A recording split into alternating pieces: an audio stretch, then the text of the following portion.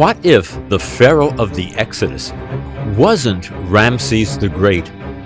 What if he was a forgotten king, a ruler so obscure that history barely remembers his name? Dudimose, a king whose reign may have ended in catastrophe, plagues, invasion, and the sudden disappearance of an entire people, because somewhere in the Nile Delta, a city was abandoned overnight. Homes left standing, belongings untouched, a population gone, not conquered, not destroyed, gone. This is where the Exodus begins. In Egypt's 13th dynasty, a minor ruler sits on the throne, Dudimose by name. Later historians, like the Egyptian priest Manetho, remember a king named Dudimose. Sounds a bit like Dudimose. In his time, God smote Egypt, bringing the kingdom to its knees with calamity. And when its strength was broken and its armies could no longer stand, a people of obscure race came forth and entered the land, finding Egypt unable to resist. Not the gods, but God, a singular God. A devastated kingdom. Sound familiar? This may be the historical echo of the 10 plagues on Egypt, a cascade of disasters that crippled Egypt. And then the final blow. At a place called Avaris, modern Tel el-Daba, archaeology reveals something chilling. The Semitic quarter of the city was suddenly abandoned. No signs of battle, no destruction layer, just empty homes left to decay. Imagine what Egypt's Hebrew slaves might have said to each other. We must take only what we can carry, no more. We must leave the rest behind. Tonight we do not look back. Not for gold, not for comfort, not even for the life we knew. Tonight we leave Egypt forever. Soon after, a necropolis, a city of the dead, as it were, was built over the abandoned town. A haunting possibility. Was this the aftermath of the 10th plague, the death of the firstborn? And in Egypt's weakness, new invaders arrived, the so-called Lesser Hyksos, a people of obscure race. In biblical memory, they may be known by another name, Amalek. The Israelites flee east toward Egypt's fortified border. This was a militarized zone. To the north, the Mediterranean Sea. To the east, Egyptian forts guarding the road to Canaan. To the west, Egyptian territory. Ahead lies not the Red Sea, but a vast freshwater lake called Pa-Tejuf, the reeds. This is the biblical Yam Suf, the Sea of Reeds. And the divine voice instructs Moses. Tell the Israelites to turn back and encamp before Pi-Hahiroth, between Migdol and the sea, before Baal-Zephon. You shall encamp facing it, by the sea. There were canals funneling movement. The fortress of Migdal controlling access. One canal, Pa-Kara, emptied into the lake. And here the Israelites were trapped, nowhere to go. Leading the charge may have been Dudimose's own son, commander of Egypt's elite chariot force, The crossing point may have been near modern Tel Abu Sefa, opposite the canal's mouth. Nearby stood a temple to Baal Zephon, a storm god. And then something extraordinary may well have happened. A powerful east wind began to blow. Some think of it not a miracle outside nature, but a miracle through nature. Scientists call it a wind set-down, a phenomenon where sustained winds push water aside, exposing land beneath. The lake receded, and a path opened. And Moses stretched out his hand over the sea, and the Lord caused the sea to go back by a strong east wind all that night, and made the sea dry land, and the waters were divided. And the Israelites went into the sea on dry ground, the waters forming a wall for them on their right and on their left. They crossed, and when the Egyptians followed, the wind ceased, the waters returned, and Egypt's chariot army vanished beneath the reeds. The frontier of Egypt became a grave.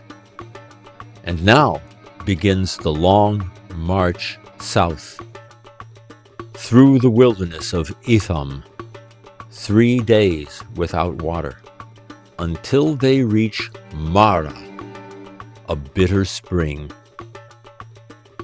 They came to Mara, but they could not drink the water of Mara because it was bitter. That is why it was named Mara. And the people murmured against Moses, saying, "What shall we drink?" Then relief. Elim, likely Ayun Musa. Palm trees, 12 springs. Even today it's called Ayin Musa, the springs of Moses, a place to rest and regroup. But Sinai still lies ahead. The journey leads to the biblical Dofkat, a place the Egyptians called Dumofkat, the mountain of turquoise. Today, Serabit el-Khadim. It's a mining center, a sacred site, and possibly the birthplace of the alphabet. Here stood a temple to Hathor, the so-called Lady of Turquoise.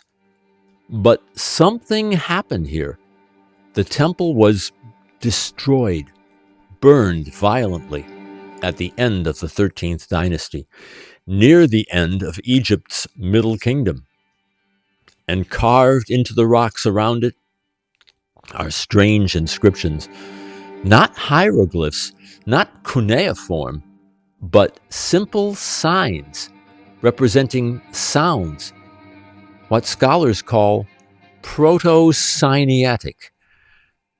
Could this be the earliest known form of the Hebrew alphabet? This may be the moment that language changes forever, when Semitic speakers adopted Egyptian signs into the first true alphabet. And it may have happened right here, in the shadow of the Exodus. Now, some of these inscriptions date to the very beginning of the Exodus. Even more startling, a few contain fierce condemnations of Baalat, that is, Hathor herself. Violent condemnations of the goddess, perhaps reflecting a struggle within Israel, a break from Egypt, a break from its gods. Tear it down, let no trace remain. Burn it, break it, scatter its ashes to the wind, so that nothing of Egypt's gods follows us into freedom.